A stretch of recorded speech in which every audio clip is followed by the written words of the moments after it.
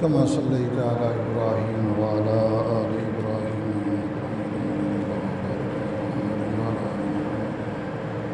كما باركت على إبراهيم اللهم رب ذلك الصلاة القائمة محمد الوسيلة والفضيلة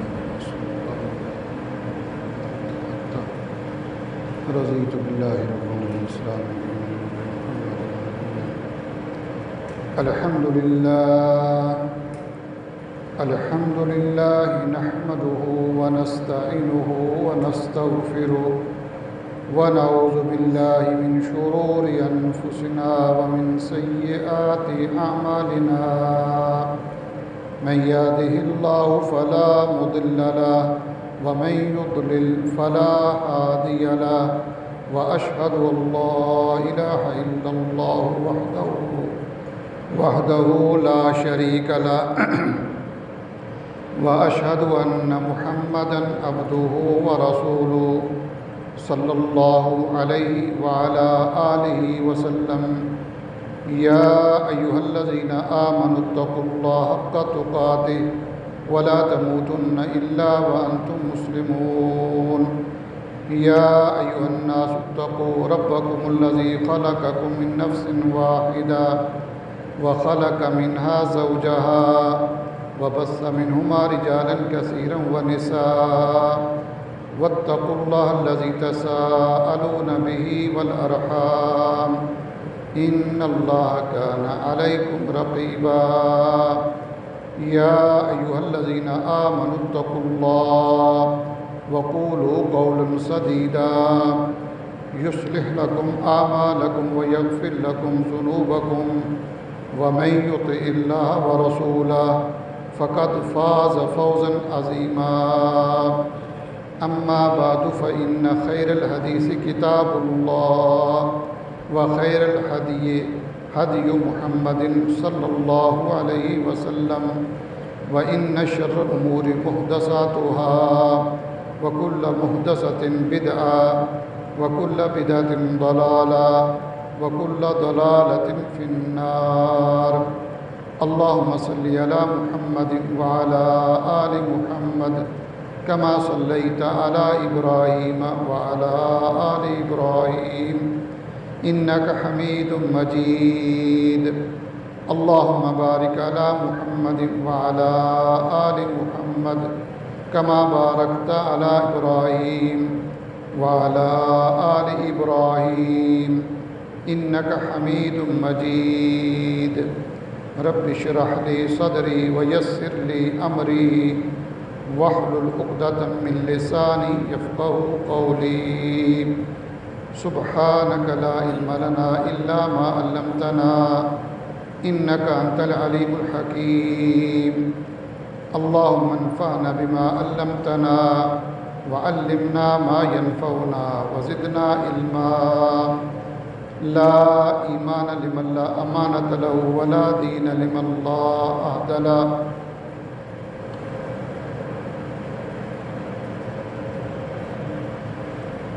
ہمارا خالق اور مالک اللہ ہے اور اس میں کسی کو کوئی اختلاف نہیں ہے بلکہ ہر چیز کا خالق اللہ ہے۔ اللہ نے قرآن مجید میں یہ بات فرمائی ہے کہ اللہ خالق کل شیء، کہ اللہ خالق ہے، پیدا کرنے والا ہے ہر چیز کا، اور وہ خالق بڑا رحمان ہے، بڑا رحیم ہے۔ ہم جب بھی قرآن مجید کو پڑھتے ہیں، کوئی سورت شروع کرتے ہیں یا ہم نماز شروع کرتے ہیں، یعنی نماز میں جب ہم قرات شروع کرتے ہیں سورہ فاتحہ سے پہلے، یعنی سورۃ فاتحہ کا وہ حصہ ہے بسم اللہ الرحمن الرحیم پڑھتے ہیں، تو اللہ تعالیٰ کے یہ جو دو خوبصورت نام ہیں الرحمن اور الرحیم، یہ ان کے اندر، ان کے معنی کے اندر، اس کے مفہوم کے اندر بڑی وسعت ہے،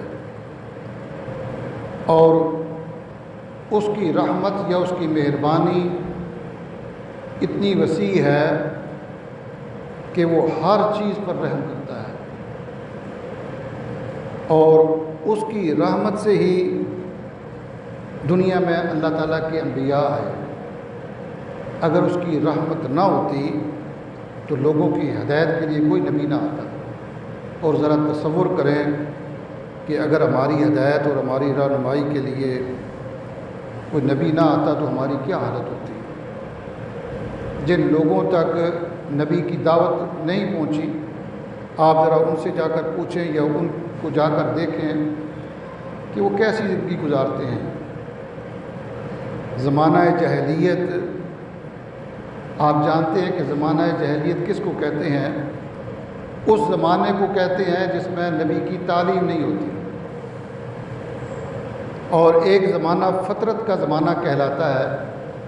اور فطرت کا زمانہ وہ زمانہ ہے کہ حضرت عیسیٰ علیہ السلام سے لے کر ان کے آسمان پر اٹھائے جانے کے بعد جب ان کی تعلیم ختم ہو گئی، لوگوں میں وہ چیز نہیں رہی جو اللہ تعالیٰ نے ان پر وحی کر کے بھیجی تھی، انجیل اور اس سے پہلے تورات اور زبور وغیرہ، لوگ اس کے پابند نہیں رہے، اور آہستہ آہستہ وہ بالکل چیز ناپید ہو گئی، تو اس کو فطرت کا زمانہ کہتے ہیں۔ اس وقت سے لے کر یعنی نبی علیہ السلام کی نبوت سے پہلے یا آپ کی پیدائش کے درمیان کا جو عرصہ ہے وہ فطرت کا زمانہ ہے، اور وہ محفوظ ہے، وہ لکھا ہوا ہے کہ لوگ کیسے تھے، لوگ کیا کرتے تھے۔ لوگ اپنے اوپر ظلم کرتے، جانوروں پر ظلم کرتے، انسان پر ظلم کرتا، عورتوں کے کوئی حقوق نہیں تھے۔ تو اللہ تعالیٰ نے اپنی رحمت سے نبی بھیجے ہیں۔ اللہ تعالیٰ کے جو آخری نبی ہیں یہ بھی اللہ تعالیٰ کی رحمت کا نتیجہ ہے۔ اللہ تعالیٰ کی رحمت یہ اللہ تعالیٰ کی نعمت ہے، وہ خالق ہے ہمارا۔ اور خالق جو ہوتا ہے دو چیزیں ہوتی ہیں اس کی، ایک تو وہ مالک ہوتا ہے، آپ دیکھ لیں کہ کوئی بھی کوئی چیز بنانے والا ہے تو وہ اس کا مالک ہوتا ہے۔ ہاں یہ عارضی طور پر کسی کو چیز دے دے تو الگ بات ہے، لیکن اصل مالک وہ خود ہوتا ہے۔ تو اللہ ہمارا خالق ہے، تو خالق ہونے کا معنی یہ ہے کہ وہ ہمارا مالک بھی ہے، ہماری ہر چیز کا وہ مالک ہے۔ اور جو مالک ہوتا ہے حکم اس کا چلتا ہے۔ الا لہ الخلق، یعنی اللہ کے لیے، اللہ ہی پیدا کرنے والا ہے، اور اسی کے لیے لہ الامر، امر بھی اسی کا ہے۔ اور امر کا معنی کیا ہے؟ حکم۔ اللہ تعالیٰ کا جو حکم ہے وہ ہمارے لیے ہدایت ہے، اور وہ اللہ کا ہے، اس کے اللہ کے علاوہ کوئی نہیں ہے۔ آپ نبی اکرم صلی اللہ علیہ وسلم کو دیکھیں کہ انسانوں پر جو اللہ کی سب سے بڑی نعمت ہے وہ نبوت اور رسالت کی نعمت ہے۔ اور اللہ تعالیٰ کسی کو چن لے نبوت کے لیے اور رسالت کے لیے تو دراصل اللہ تعالیٰ نے اس پر اپنا سب سے بڑا انعام کر دیا ہے۔ اللہ اکبر۔ اور جس پر اللہ یہ انعام کرتا ہے پھر اس کی کوالٹی اللہ رکھ دیتا ہے۔ نبی کریم صلی اللہ علیہ وسلم کی کئی کوالٹیز یا کئی خوبیاں، کئی خصوصیات ہیں، اور ان خصوصیات میں سے ایک کا تعلق اسی اللہ کے نام سے وہ چیز نکلی ہوئی ہے جو الرحمن اور الرحیم سے ہے۔ اللہ نے قرآن مجید میں فرمایا کہ فَبِمَا رَحْمَةٍ لِنْتَ لَهُمْ، کہ اے پیغمبر صلی اللہ علیہ وسلم آپ اللہ کی رحمت کے نتیجے میں لوگوں کے لیے نرم ہیں۔ نرم کا معنی کیا ہے کہ آپ کی جو تعلیم ہے وہ بڑی آسانی والی ہے، اس کے اندر بڑی رحمت پائی جاتی ہے، اور اس کے اندر بڑی رافت اور بڑی محبت، بڑی شفقت پائی جاتی ہے۔ اس کے اندر لوگوں کا خیال رکھا گیا ہے، حتیٰ کہ آپ دیکھیں کہ ایک آدمی مسافر ہے، اب نماز فرض ہے، اب نماز چھوڑی تو نہیں جا سکتی کیونکہ یہ فریضہ ہے۔ فرض کا معنی یہ ہے کہ وہ لازم ضروری چیز ہے، لیکن جو مسافر ہوتا ہے اس کو اللہ نے کہا کہ تو 2 نمازوں کو اکٹھا کر لے، کتنی رحمت ہے۔ بعض دفعہ مسافر کے لیے یعنی لمبی نماز یا پوری نماز پڑھنا ظاہر ہے مشکل ہوتا ہے، تو اللہ تعالیٰ نے یہ رکھ دیا نبی علیہ الصلوۃ والسلام کے ذریعے سے، جو آپ نے ہمیں تعلیم دی کہ اس نماز کو قصر کر لو۔ قصر کا معنی کیا ہے کہ 4 رکعت والی نماز 2 رکعت میں پڑھ لو، 2 رکعت پڑھ لو۔ تو رسول اللہ صلی اللہ علیہ وسلم کی ساری تعلیمات وہ رحمت پر مبنی ہے، آسانی پر مبنی ہے، شفقت پر مبنی ہے۔ آپ کسی بھی تعلیم کو دیکھ لیں، دیکھیں کہ نماز فرض ہے لیکن ایک آدمی کھڑا نہیں ہو سکتا، نبی صلی اللہ علیہ وسلم نے کہا، یعنی اللہ تعالیٰ نے ان کو یہ اختیار دیا کہ آپ لوگوں کو بتلائیں۔ اصل تو یہ تعلیم جو ہم جتنی بھی نبی علیہ الصلوۃ والسلام کی تعلیم ہے، یہ دراصل اللہ کی وحی ہے، یہ اللہ تعالیٰ کی طرف سے ہے پورا دین۔ تو جو آدمی کھڑا نہیں ہو سکتا وہ بیٹھ کر نماز پڑھ لے، کتنی آسانی، کتنی شفقت، کتنی محبت ہے۔ ایک آدمی بیٹھ کر نماز نہیں پڑھ سکتا، لیٹ کر پڑھ لے۔ ایک آدمی ہاتھوں کو اٹھا نہیں سکتا تو خیر ہے، ہاتھ نہ اٹھائے، اس کی اگر ہاتھوں میں وہ سکت نہیں رہی، طاقت نہیں رہی، اللہ نے آزمائش کے طور پر اس سے یہ طاقت سکت لے لی ہے، تو وہ جیسے پڑھ سکتا ہے ویسے پڑھ لے، حتیٰ کہ وہ آنکھوں کے اشارے سے پڑھ لے۔ تو اللہ تعالیٰ کی رحمت کتنی وسیع ہے، اللہ اکبر۔ صحیح بخاری اور صحیح مسلم کی ایک حدیث ہے، نبی کریم صلی اللہ علیہ وسلم نے ارشاد فرمایا کہ ان للہ مئۃ رحمہ، کہ اللہ کی 100 رحمتیں ہیں۔ اللہ جو رحمان اور رحیم ہم بار بار پڑھتے رہتے ہیں، لیکن ہم نے کبھی اس کو ڈیپلی یا اس کو گہرائی میں جا کر اس کو محسوس نہیں کیا یا اس پر غور نہیں کیا، اس پر تدبر نہیں کیا کہ یہ جو ہمیں بار بار یہ کہا گیا یا بار بار یہ ریپیٹ جو چیز ہو رہی ہے، آخر جو چیز بار بار ریپیٹ ہوتی ہے، دہرائی جاتی ہے، تو اس کا کوئی خاص مقصد ہے۔ یہ جب کوئی حکم جاری کیا جاتا ہے، کوئی بھی جب کوئی حکم جاری کرتا ہے تو بعض دفعہ وہ 2-3 بار کہتا ہے تاکہ لوگ اچھی طرح اس کو سمجھ لیں، سن لیں، تاکہ اس پر عمل کریں۔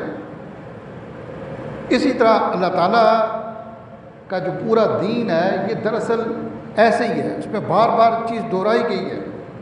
تو الرحمن اور الرحیم، اللہ رحمان ہے، رحمت اس کی صفت ہے، بڑی عظیم الشان۔ اللہ نے نبی علیہ الصلوۃ والسلام نے فرمایا کہ اللہ تعالیٰ کی 100 رحمتیں ہیں، اور 100 رحمتوں میں سے اللہ نے ایک رحمت اس دنیا میں اتار دی ہے، اور اس ایک رحمت کے نتیجے میں انسان آپس میں محبت کرتے ہیں، حتیٰ کہ جو وحشی جانور ہیں، جو درندے قسم کے، وہ بھی اپنے بچوں سے یا ایک دوسرے سے وہ بھی محبت کرتے ہیں، اور انسان جانوروں سے محبت کرتا ہے، یا کسی خوبصورت چیز سے یا کسی سے بھی وہ محبت کرتا ہے، اپنے آپ سے وہ محبت کرتا ہے، اپنی ماں سے، اپنے باپ سے، اپنی اولاد سے، اپنی بیوی سے، اپنے رشتہ داروں سے، اپنے دوست احباب سے۔ یہ کیوں کرتا ہے؟ اس اللہ کی ایک رحمت کی وجہ سے، وہ جس کا نام ہم بار بار پڑھتے ہیں، بسم اللہ الرحمن الرحیم، اس ایک رحمت کی وجہ سے۔ اب تصور کریں دنیا کے اندر کہ کتنی گہری محبت ہوتی ہے، ماں کی محبت کو آپ دیکھیں، باپ کی محبت کو دیکھیں، دوست احباب کی محبت کو آپ دیکھیں، رشتہ داروں کی محبت کو دیکھیں۔ بعض دفعہ انسان نے اگر کوئی جانور پالا ہوا ہے یا پرندہ پالا ہوا ہے، اگر وہ بیمار ہو جائے یا مر جائے تو انسان رونا شروع کر دیتا ہے۔ کیوں؟ اس لیے کہ اس کو اس کے ساتھ محبت ہے۔ اور یہ محبت کیوں ہے؟ اس لیے کہ اللہ تعالیٰ نے اپنی رحمت ایک دنیا کے اندر اتار دی ہے۔ آپ اس سے اندازہ کریں کہ اللہ تعالیٰ کتنا رحمان اور کتنا رحیم ہے۔ اور نبی علیہ الصلوۃ والسلام نے فرمایا کہ اس نے 99 یعنی 99 رحمتیں اللہ نے آخرت کے لیے چھوڑ دی ہیں، اور وہ صرف اہل ایمان کے لیے ہوگی۔ تو کتنی اس کے اندر کیا چیز، کیسے اس کا ہم تصور نہیں کر سکتے کہ ایک رحمت کا نتیجہ ہم دنیا میں دیکھ رہے ہیں، تو جو باقی 99 رحمتیں ہیں، جب وہ صرف دنیا کی رحمت اللہ کی وسیع ہے، ہر ایک پر ہے، چاہے کوئی مومن ہے چاہے کافر ہے جیسا بھی ہے، اس پر اللہ تعالیٰ نے مختلف طرح کی رحمتیں کی ہوئی ہیں، بہت ساری اس کو نعمتوں سے نوازا ہے، لیکن جو خاص رحمت یا خاص نعمت ہے وہ اللہ تعالیٰ نے بڑے خاص لوگوں کو عطا کی ہوئی ہے۔ اب جو بہت خاص لوگ ہیں نا، بہت خاص لوگ، وہ انبیاء کرام ہیں، اور ان انبیاء کرام پر اللہ تعالیٰ نے اپنی رحمت سے سب سے بڑی نعمت کر دی ہے۔ کیا ہے؟ نبوت ہے، رسالت ہے۔ ان کو اللہ نے نبی بنا لیا، چن لیا نبوت کے لیے، رسول بنایا ان کو، رسالت دی ان کو، تو یہ سب سے بڑی نعمت ہے۔ اور اس کے بعد جو نعمت ہے وہ جو نبی کی دعوت کو قبول کر لے، نبی کے طریقے پر آ جائے، اس پر اللہ نے نعمت کر دی ہے۔ وہ اللہ کی رحمت کا نتیجہ ہے اور اللہ کی نعمت ہے اس پر، اس عظیم بندے پر جس کو اللہ تعالیٰ نے نبی کا طریقہ سکھلا دیا ہے۔ آپ دیکھتے نہیں کہ لوگ بھی کہتے ہیں کہ جی میرے لیے ہدایت کی دعا کرو، کیوں؟ اس لیے کہ ہدایت سب سے بڑی نعمت ہے۔ نبوت کے بعد، رسالت کے بعد عام انسانوں کے لیے جو سب سے بڑی نعمت ہے وہ نعمت ہدایت ہے۔ اگر یہ نعمت ہدایت نہ ہو یا کسی کو نہ ملی ہو، وہ جو مرضی ہو جائے، بلینئر ہو جائے، جو مرضی اس کے پاس پیسے اور بار لگ جائے، بڑا دنیا کا پڑھا لکھا بن جائے، اگر اس کے پاس ہدایت نہیں ہے تو اس کو اللہ تعالیٰ نے اپنی خاص نعمت سے محروم کیا ہوا ہے۔ ہدایت اتنی عظیم نعمت ہے، آپ جانتے ہیں کہ ہر مسلمان اس پر نماز فرض ہے، اور نماز بھی اس کی کئی رکعات ہیں۔ فجر کی جو فرض رکعات ہے وہ 2 ہیں، 2 اس کی سنت ہیں۔ ظہر کے 4 فرض ہیں اور اس کے آگے پیچھے سنتیں ہیں، اور اسی طرح عصر مغرب اس میں کچھ فرض رکعات ہیں، سارے مسلمان ماشاءاللہ جانتے ہیں۔ ہر رکعت میں ایک مسلمان آدمی اپنے اللہ تعالیٰ سے کیا مانگتا ہے؟ اہدنا الصراط المستقیم۔ کیوں؟ یہ اس لیے کہ اللہ کی نعمت بہت بڑی ہے۔ نعمت ہدایت اللہ کی سب سے بڑی نعمت ہے دنیا کے اندر۔ اسی نعمت کے نتیجے میں اللہ نے اپنی رضا رکھی ہوئی ہے، جنت رکھی ہوئی ہے۔ جو آدمی دنیا میں اس نعمت سے محروم رہے گا، اللہ اس سے راضی نہیں ہوگا قیامت کے روز۔ دنیا میں تو ہم کہتے ہیں مال دے کر کہ اللہ اس پر بڑا راضی ہے، لیکن آخرت میں کوئی بھی نہیں کہے گا کہ اس پر اللہ راضی ہے، کیوں؟ وہ اللہ کی اس نعمت ہدایت سے محروم رہا۔ جب وہ عذاب کی طرف جا رہا ہوگا، جب لوگ اس کو عذاب میں، جہنم میں دیکھیں گے، کون کہے گا کہ اس پر اللہ راضی ہے؟ تو اللہ کی جو رضا ہے، جہنم سے جو بچاؤ ہے، اور جنت میں جو داخلے کا سبب اور ذریعہ ہے، وہ ہدایت ہے۔ اور اسی ہدایت کے لیے ہر مسلمان اپنی ہر نماز کی ہر رکعت میں یہ پڑھتا ہے، چاہے وہ امام ہو یا مقتدی ہو یا اکیلا ہو، جہاں بھی وہ ہو، جیسا بھی وہ ہو، عورت ہو مرد ہو، یہ سورہ فاتحہ پڑھتا ہے اور اس کے اندر یہ دعا کرتا ہے کہ اہدنا الصراط المستقیم۔ سبحان اللہ۔ صحیح مسلم کی حدیث ہے کہ جب مسلمان بندہ یہ کلمہ کہتا ہے کہ اہدنا الصراط المستقیم، تو اللہ تبارک و تعالیٰ اس کلمے کا اس کو جواب دیتے ہیں۔ اس کلمے کا، ان الفاظ کا، اس جملے کا، یہ پورا جو سورہ فاتحہ کی ایک آیت اس کی جو ہے، ہر آیت کا جواب اپنے بندے کو اللہ تبارک و تعالیٰ دیتا ہے۔ جب وہ کہتا ہے بندہ کہ اہدنا الصراط المستقیم، کہ اللہ تو مجھے صراط مستقیم کی ہدایت دے دے، تو اللہ تبارک و تعالیٰ آسمان سے یہ کہتے ہیں کہ وَلِعَبْدِي مَا سَأَلَ۔ یہ صحیح مسلم کی حدیث ہے۔ نبی اکرم صلی اللہ علیہ وسلم نے ہمیں یہ خبر دی ہے کہ مسلمان بندہ جب بھی یہ کہتا ہے تو اللہ تبارک و تعالیٰ یہ فرماتے ہیں کہ میں نے بندے کو وہ دے دیا ہے جو بندے نے مجھ سے مانگا ہے۔ اللہ اکبر۔ تو کتنی اہمیت کی یہ حامل صورت ہے، یہ کتنی اہمیت کی حامل یہ آیت ہے، اور کتنے غور و فکر کرنے والی یہ آیت ہے، کتنا یہ تدبر کر کے پڑھنے والی یہ آیت ہے۔ پوری صورت ہی بڑی تدبر کر کے پڑھنے والی ہے، اور پورا قرآن مجید بھی۔ یہ جو قرآن مجید ہے یہ دراصل بار بار ایک ہی چیز بار بار دہرائی گئی ہے، ایک ہی چیز۔ قرآن مجید کے ہر صفحے پر آپ کو توحید کا درس ملے گا، توحید کا سبق ملے گا۔ توحید کیا چیز ہے یہ آپ کو قرآن مجید کے ہر صفحے پر یہ ملے گا۔ اللہ اکبر۔ کیوں؟ اس لیے کہ توحید سب سے امپورٹنٹ عام ترین یہ مسئلہ ہے، اس لیے کہ اس پر بنیاد ہے ہر چیز کی۔ تو اللہ تعالیٰ نے قرآن مجید کے ہر صفحے پر رکھا ہے اس کو۔ اسی طرح آپ ہدایت کو دیکھیں کہ ہدایت بڑی یعنی اہم چیز ہے۔ تو بندہ جب اللہ تعالیٰ سے مانگتا ہے، کہتا ہے اہدنا الصراط المستقیم، پھر وہ کہتا ہے کہ صراط الذین انعمت علیہم، کہ راستہ ان لوگوں کا جن پر تو نے انعام کیا۔ تو سب سے بڑا انعام کس پر اللہ نے کیا ہے؟ نبی کریم صلی اللہ علیہ وسلم پر۔ نبی کریم صلی اللہ علیہ وسلم پر نبوت اور رسالت کا تاج رکھ کر سب سے بڑی نعمت اللہ نے آپ پر کر دی ہے۔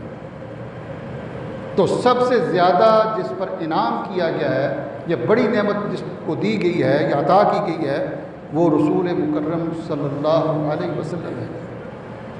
اور پھر ہر وہ شخص ہے جو رسول اللہ صلی اللہ علیہ وسلم کے طریقے پر آ گیا ہے، جس نے رسول اللہ صلی اللہ علیہ وسلم کا کہا مان لیا، آپ کے کلمہ توحید کو قبول کر لیا، کہ کلمہ توحید کہ لا الہ الا اللہ کی دعوت کو اس نے قبول کر لیا، رسول اللہ صلی اللہ علیہ وسلم کی رسالت کو اس نے قبول کر لیا، تو اس کے بعد وہ سب سے زیادہ اللہ تعالیٰ کی یعنی اللہ تعالیٰ کی نعمت پانے والا وہ فرد ہو گیا ہے۔ اور جب ہم پھر سورہ بقرہ کو شروع کرتے ہیں، پہلے تو یعنی ہم مانگ رہے تھے کہ اے اللہ تو ہمیں ہدایت دے، تو جو ہی ہم نے سورہ بقرہ شروع کی، سورہ بقرہ، تو اس کے شروع میں ہی اللہ نے بتا دیا کہ یہ کتاب ہے، ذالک الکتاب، یہ کتاب یعنی قرآن مجید۔ اور اس کی جو پہلی کوالٹی اللہ نے بتائی ہے کہ ذالک الکتاب، پہلی یہ بتائی کہ لا ریب فیہ، خبردار اس میں کوئی شک نہ کرنا، یہ اللہ تعالیٰ کی طرف سے ہے۔ یہ شکوک شبہات سے پاک اور منزہ کتاب ہے، ذالک الکتاب لا ریب فیہ۔ اور دوسری کوالٹی یا خوبی کیا رکھی؟ ھدی للمتقین، یہ کتاب ہدایت کا ذریعہ ہے۔ تو بندہ جب یہ مانگتا ہے اللہ تعالیٰ سے کہ اے اللہ تو ہمیں ہدایت دے صراط مستقیم کی، تو اللہ تعالیٰ نے بتایا کہ اگر ہدایت چاہتے ہو تو قرآن مجید ہے۔ اب کوئی شخص قرآن مجید کو چھوڑ کر کہ میں ہدایت تلاش کرتا ہوں یا ہدایت پا لوں گا، تو ممکن نہیں ہے۔ تو قرآن مجید اتنی زبردست کتاب ہے، اتنی شاندار کتاب ہے کہ کوئی بھی جب اس کو کوئی پڑھتا ہے، پڑھ لیتا ہے، پھر وہ اس سے دور رہ نہیں سکتا، اس سے کنارہ کش رہ نہیں سکتا۔ دنیا جہان کے اندر آپ بھی دیکھتے ہیں، ہم بھی دیکھتے ہیں، بہت سارے وہ لوگ جو اسلام کے مخالف تھے، اسلام کے دشمن تھے، اسلام کو پسند نہیں کرتے تھے، مسلمانوں کو بھی وہ شاید وہ مسلمانوں کے کردار کی وجہ سے ان کو پسند نہیں کرتے، لیکن جب انہوں نے قرآن مجید کو پڑھا، اس کی اسٹڈی کی، اس میں تدبر کیا، اس میں غور و فکر کیا، اللہ نے ان کو ہدایت دی۔ لاکھوں کی تعداد میں انسان ہیں، لاکھوں کی تعداد میں انسان جو صرف قرآن مجید کی چند آیات پڑھ کر، بعض دفعہ ایک آیت پڑھ کر، بعض دفعہ کچھ چند صورتیں پڑھ کر، اس میں تدبر کر کے تو ہدایت وہ پا گئے۔ تو کیا خیال ہے کہ اگر ہم بھی قرآن مجید پڑھیں تو ہمیں اللہ ہدایت نہیں دے گا؟ یہ غور و فکر کرنے والی بات ہے۔ ہم لوگوں کو کہتے ہیں کہ میرے لیے ہدایت کی دعا کرو، تو دعا ضرور کرنی چاہیے، لیکن جو اللہ تعالیٰ نے چیز بتلائی ہوئی ہے وہ قرآن مجید ہے۔ قرآن مجید کے بغیر کوئی آدمی ہزاروں لاکھوں کی تعداد میں دعائیں کرتا رہے نا، تو قرآن مجید کو چھوڑ دے کہ میں ویسے لوگوں کی دعاؤں پر رہوں گا، لوگ میرے لیے دعا کر دیں ہدایت کی، بس میں پا لوں گا، ایسے نہیں ہے۔ یہ اللہ کا نظام نہیں ہے۔ اللہ کا نظام یہ ہے کہ جو میں نے کتاب ہدایت بھیجی ہے، اس کتاب ہدایت سے ہدایت حاصل کرو، اور اس کو آپ پڑھیں تو ایک ہی بات بار بار تکرار ہوتی ہے، ایک ہی بات۔ اب آپ جانتے ہیں نا کہ نماز بڑی اہم چیز ہے، تو بار بار اللہ نے ذکر کیا اس کا۔ زکوٰۃ کا مسئلہ اہم ہے، اس کو بار بار ذکر کیا۔ والدین کے حقوق یا فرائض اللہ تعالیٰ نے اس کو بار بار ریپیٹ کیا۔ اللہ تعالیٰ نے توحید کے مسئلے کو بار بار ریپیٹ کیا، دہرایا۔ کیوں؟ تاکہ لوگ اچھی طرح اس کو سن لیں۔ اگر ایک جگہ ان کو نہیں وہ پڑھ سکے، عام طور پر ہوتا کیا ہے کہ ایک کوئی بھی آپ دنیا کی کتاب دیکھ لیں، جو سبجیکٹ یا جو بات ایک جگہ گزر جائے شاید ہی وہ آگے آئے، کوئی ایک آدھ بار آ جائے گی زیادہ سے زیادہ، عام طور پر وہ بھی نہیں ہوتی۔ لیکن قرآن مجید ایک ایسی چیز ہے کہ جو ایک ہی بات بار بار کئی سینکڑوں کی تعداد میں وہ ریپیٹ کی گئی ہے، سینکڑوں کی تعداد میں۔ اس سے آپ اندازہ لگائیں کہ یہ اللہ تعالیٰ کا اسلوب کتنا زبردست ہے، کتنا شاندار ہے۔ یہ قرآن مجید تو بہت بڑی کتاب ہے، خیر اتنی بڑی نہیں، لیکن کمپیئر ٹو اگر ہم اس کا موازنہ کریں کہ نبی اکرم صلی اللہ علیہ وسلم جب بھی آپ خطبہ ارشاد فرماتے تو آپ یہ تھوڑے سے کلمات کہتے ہیں۔ یہ مصنون خطبہ جو آپ ہر جمعہ کو سنتے ہیں، یہ کیوں ریپیٹ کیا گیا ہے؟ بار بار یہ ریپیٹ ہوتا ہے ہر جمعے کو ایک ہی۔ یہ ویسے بے مقصد نہیں ہے، یہ بار بار نبی علیہ السلام نے جب بھی کوئی موقع ملا، جب بھی آپ نے گفتگو کی، جب بھی آپ کو بات کرنا چاہتے ہیں ایک خاص اور اہم، تو آپ خطبہ ارشاد فرماتے، وہ جو مصنون خطبہ جو آپ ہر جمعہ کو سنتے ہیں۔ اور اس کے اندر کئی چیزیں ہیں، ساری چیزوں کا احاطہ تو نہیں کیا جا سکتا، لیکن وہ جو نعمت ہدایت ہے اس کے متعلق نبی اکرم صلی اللہ علیہ وسلم لوگوں کو بار بار کہتے ہیں، بار بار دہراتے کہ من یہدہ اللہ فلا مضل لہ ومن یضلل فلا ہادی لہ۔ یہ کلمہ نبی اکرم صلی اللہ علیہ وسلم اپنے خطبہ میں ہر خطبہ میں ارشاد فرماتے کہ جس کو اللہ ہدایت دے دے اس کو کوئی گمراہ نہیں کر سکتا۔ تو اللہ ہدایت کیسے دیتا ہے؟ قرآن مجید کے ذریعے سے، نبی کے ذریعے سے۔ اللہ نے نبی بھیجا ہے ہدایت اس کو ہادی بنا کر۔ وہ رحیم ہے، وہ نبی بڑا، اس کی تعلیم اور وہ خود بڑا رحیم ہے، بڑا آسانی کرنے والا ہے، اور اس نبی کی ساری تعلیمات ہمارے لیے ہدایت ہے۔ جو بھی اس نے فرما دیا ہمارے لیے وہ ہمارے لیے ہدایت ہے۔ تو یہ اللہ کی ہدایت کا معنی ہے کہ جس کو اللہ تبارک و تعالیٰ قرآن اور حدیث کی رہنمائی دے دے، ہدایت دے دے، دنیا کی کوئی طاقت اس کو گمراہ نہیں کر سکتی۔ وَمَن يُضْلِلْ فَلَا هَادِيَ لَهُ، اور جس کو اللہ گمراہ کر دے، یعنی جس کو اللہ تعالیٰ قرآن مجید سے دور کر دے، حدیث سے دور کر دے، اس کو نبی کی تعلیم سے دور کر دے، پھر فَلَا هَادِيَ لَهُ، اس کو کوئی ہدایت بھی نہیں دے سکتا۔ پھر اس کے بعد نبی اکرم صلی اللہ علیہ وسلم یہ ارشاد فرماتے، یعنی یہ ہدایت کا اس طرح اور گمراہی کا اس طرح ذکر کرنے کے بعد فرماتے کہ ان خیر الحدیث کتاب اللہ۔ بات یعنی ایک ہی بات مختلف انداز میں وہ ریپیٹ ہو رہی ہے، حالانکہ ہدایت بھی وہی ہے جو بعد میں ذکر کیا جا رہا ہے کہ یہ اللہ کی کتاب، یہ بہترین بات ہے، یہ بہترین سپیچ ہے، یہ بہترین گفتگو ہے، بہترین کلام ہے۔ تو اصل میں تو ہدایت پہلے ذکر ہو چکا ہے اس کا، لیکن یہ ایک اور انداز میں ایک اور طریقے کے ساتھ کہا گیا کہ فَإِنَّ خَيْرَ الْحَدِيثِ کتاب اللہ۔ سب سے بہترین بات، سب سے بہترین تقریر، یہ جو ہم تقریریں سنتے ہیں نا وہ مراد ہے، بہترین سپیچ، بہترین کلام۔ لوگ کہتے ہیں نا کہ یہ فلاں کا کلام ہے جی، صوفیوں کے وہ کلام بنے ہوئے ہیں، یا لوگوں کے کلام، وہ شاعر قسم کے جو لوگ ہیں شعراء، ان کے کلام لوگ پڑھتے ہیں۔ کوئی قوالی کر رہا ہوتا ہے، کوئی کہتا ہے فلاں کا کلام ہے جی، بلے شاہ کا ہے، فلاں کا کلام ہے۔ تو نبی اکرم صلی اللہ علیہ وسلم اپنی امت کے ہر فرد کو یہ سنانے کے لیے، سمجھانے کے لیے کہتے کہ لوگوں کی باتوں کی طرف نہ جانا، کسی کا کلام وہ خیر الحدیث نہیں ہے، بہترین نہیں ہے۔ بہترین کلام کس کا کلام ہے؟ وہ اللہ تبارک و تعالیٰ کی ذات ہے، اور وہ کس صورت میں ہے؟ قرآن مجید کی صورت میں ہے، اور وہ حدیث کی صورت میں ہے۔ حدیث بھی دراصل اللہ تعالیٰ کی طرف سے وحی ہے۔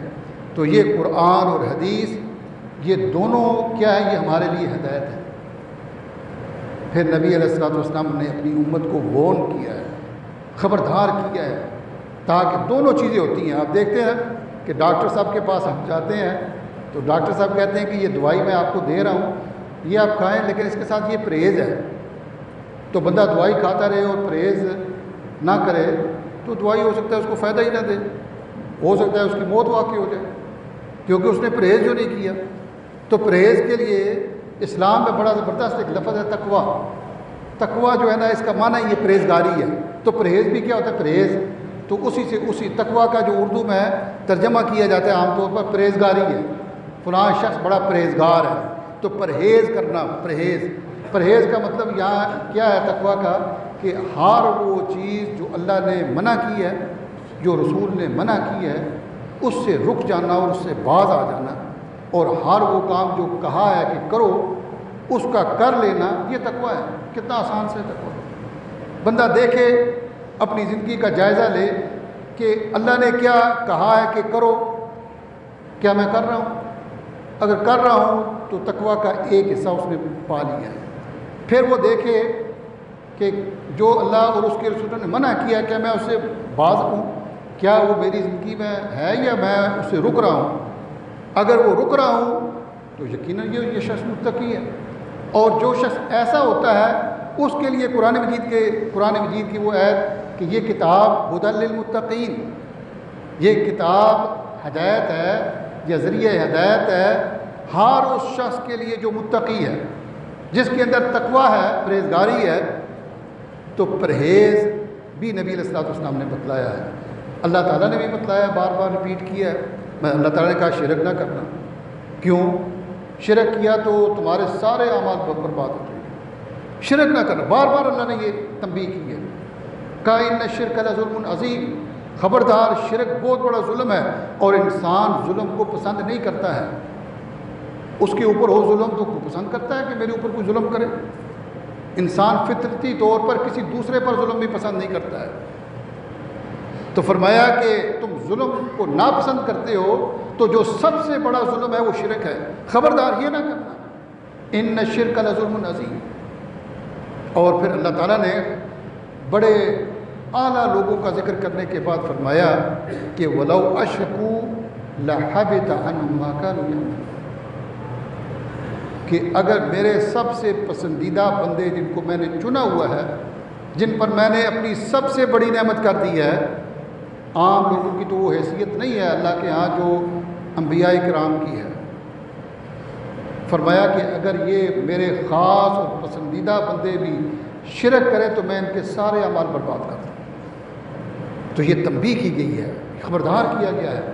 یہ پرہیز ہے، یہ پرہیز ہے. ہم نے اس سے تو نبی علیہ الصلوۃ والسلام کیا پرہیز آپ نے کیا بتلایا؟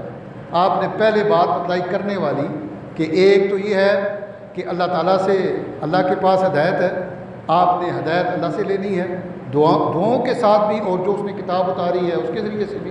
اور اس کے بعد وہ کتاب بہترین بات ہے، بہترین کلام ہے، بہترین یعنی سپیچ ہے، تقریر جس کو آپ کہتے ہیں، یہ ہے. اور پھر فرمایا کہ فَإِنَّ شَرَّ الْأُمُورِ مُحْدَثَاتُهَا، اے میری امت کے لوگوں، اے میری امت، آپ نے امت کو یہ تعلیم اپنی، وہ جو اللہ نے آپ پر رحمت کی ہے نا کہ آپ نرم ہیں، اس نرمی کے نتیجے میں یہ وہ جو چیز رحمت اور رافت اور محبت والی ہے نا، وہ اپنے لوگوں کو بتلایا کہ کہیں میری امت جہنم میں نہ چلی جائے.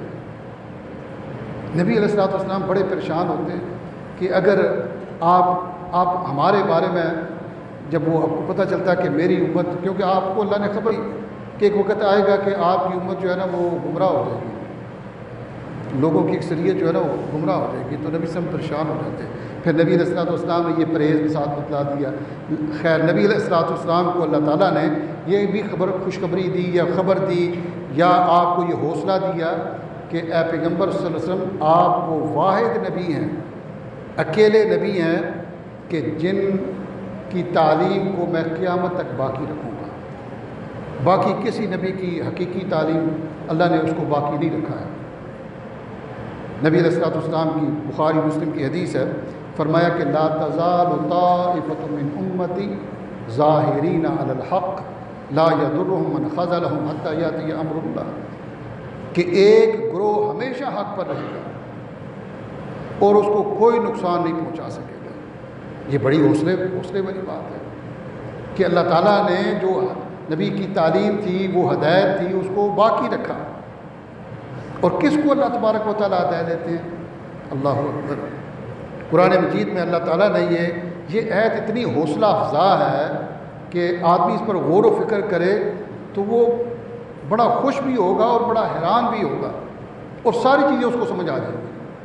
اللہ نے قرآن مجید میں یہ بات فرمائی ہے کہ والذین جاہدوا فینا لنہدینہم سبلنا، ہم ہر اس شخص کو ضرور بضرور ہدایت دے دیں گے جو ہماری طرف آئے گا، جو ہمارے راستے کی طرف آئے گا، جو ہم نے نبی کے ذریعے سے راستہ بتلایا ہے، اس راستے پر آ گیا تو ہم نے اس کو ہدایت دے دی ہے۔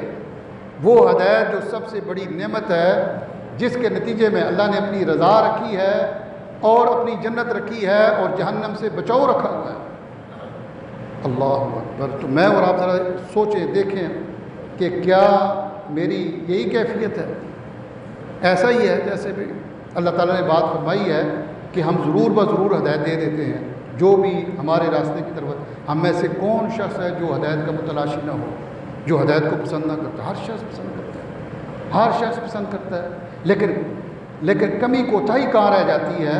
جہاں ہم اس ہدایت کو حاصل کرنے کے جو ذرائع اللہ نے بنائے ہیں اس کو اختیار نہیں کرتے۔ وہ قرآن مجید اور حدیث ہے، وہ ذریعہ ہدایت قرآن مجید اور حدیث ہے۔ اس کو جب تک ہم نہیں پکڑیں گے، اس کو تھامیں گے نہیں، اس کو سمجھیں گے نہیں، تدبر نہیں کریں گے، ہمیں کبھی ہدایت نہیں آ سکتی، کبھی ہدایت نہیں مل سکتی۔ تو نبی علیہ الصلوۃ والسلام وہ ہر خطبہ میں، ہر جمعہ کا، یعنی جو جمعہ ہے کم از کم اس میں آپ کہتے، پھر جب آپ کو کوئی اور موقع ملتا تو آپ کہتے کہ ان شر الامور محدثاتھا، لوگوں بدترین چیز، سب سے بری چیز وہ ہے جو دین کے اندر نئی ایجادات ہیں، جن کو دین کے نام پر لوگ کرتے ہیں، دین بناتے ہیں کہ یہ دین ایسے ہے جی، یہ دینی طور پر اس کو کہتے ہیں یہ دین ہے۔ نبی علیہ الصلوۃ والسلام نے اپنی امت کو بار بار خبردار کیا، وارن کیا، ڈرایا اسے کہ بچ کے رہنا، بدترین اور بری ترین چیز وہ ہے اس دین کے اندر جو نئی ہو، محدثات، اس کو محدث جو نئی چیز ہوتی ہے۔ اور فرمایا کہ پھر یہ ہر محدث اور ہر یعنی نئی چیز جو ہے ان شر الامور محدثاتھا، فرمایا وکل محدثۃ بدعہ، ہر محدث اور دین کے اندر، دنیا کے اندر نہیں، دین کے اندر، دین کے نام پر ہر وہ چیز جو رسول صلی اللہ علیہ وسلم کے زمانے میں نہیں تھی، صحابہ اکرام رضوان اللہ علیہم اجمعین کے زمانے میں نہیں تھی، اور لوگوں نے آج اس کو دین بنا لیا ہے، تو نبی علیہ الصلوۃ والسلام نے فرمایا کہ وہ محدث ہے، اور اس محدث کا نام نبی علیہ الصلوۃ والسلام نے بدعت رکھا ہے، اور ہم نے اس کا نام بدعت حسنہ اور بدعت سیئہ کر دیا۔ رسول اللہ صلی اللہ علیہ وسلم نے بدعت سیئہ کا کوئی یا بدعت حسنہ کا ذکر نہیں کیا، بدعت کا ذکر کیا ہے، اور فرمایا کہ دین کے اندر جو دین کے نام پر، ظاہر ہے کہ دین کو سمجھنے والے، دین پر عمل کرنے والے، دین کیا چیز ہے یہ رسول اللہ علیہ وسلم سے بہتر کوئی شخص نہیں ہو سکتا۔ ایسا ممکن نہیں ہے کہ ایک چیز دین ہو، میں اور آپ تو وہ جانیں اور اللہ کے رسول اس کو نہ جانیں، میں اور آپ تو اس پر عمل کر لیں، لیکن اللہ کے رسول وہ اس سے ان کو پتہ ہی نہیں چل سکے کہ یہ بھی دین تھا، مجھ سے رہ گیا۔ حالانکہ دین کے اعتبار سے رسول اللہ صلی اللہ علیہ وسلم سے بہتر کوئی شخص نہیں ہو سکتا۔ آپ نے یہ بات فرمائی، لوگوں، یہ صحیح بخاری کی حدیث ہے، فرمایا کہ انی اخشاکم للہ واتقاکم للہ، مجھ سے بڑا نہ کوئی متقی ہے اور نہ ہی اس پوری کائنات کے اندر، یعنی جو جتنے بھی ہم لوگ ہیں اس میں نہ کوئی اللہ سے ڈرنے والا کوئی زیادہ ہے رسول اللہ علیہ وسلم سے، اور نہ ہی متقی اور تقوی اختیار کرنے والا ہے۔ تو وہ یہ بار بار اس کو ریپیٹ کرتے کہ لوگوں، یہ جو دین کے نام پر، یہ دین کے اندر جو بدترین چیز ہے اس کا نام بدعت ہے، اور سنن نسائی کی روایت کے مطابق فرمایا کل بدعت ضلالہ وکل ضلالۃ فی النار، ہر بدعت کا نام اللہ کے رسول صلی اللہ علیہ وسلم نے گمراہی، ضلالت قرار دیا، وہ ضلالت جو نبی صلی اللہ علیہ وسلم خطبہ میں فرماتے کہ وَمَن يُضْلِلْ فَلَا هَادِيَ لَهُ، جس کو اللہ گمراہ کر دے اس کو کوئی ہدایت نہیں دے سکتا۔ تو وہ کیا چیز ہے؟ وہ چیز ہے جو لوگوں نے دین کے نام پر خود اختیار کر لی، خود بنا لیے، تو نبی علیہ الصلوۃ والسلام کہتے کہ وہ کل ضلالۃ فی النار، ہر گمراہی کا انجام جہنم ہے اور ہر ہدایت کا انجام وہ جنت ہے۔ تو ہم نے اس کی کوشش کرنی ہے کہ ہم نے جنت کے راستے پر جانا ہے اور جہنم کے راستے سے ہم نے بچنا ہے۔ اللہ تبارک و تعالیٰ سے دعا ہے کہ اللہ تعالیٰ میں سمجھانے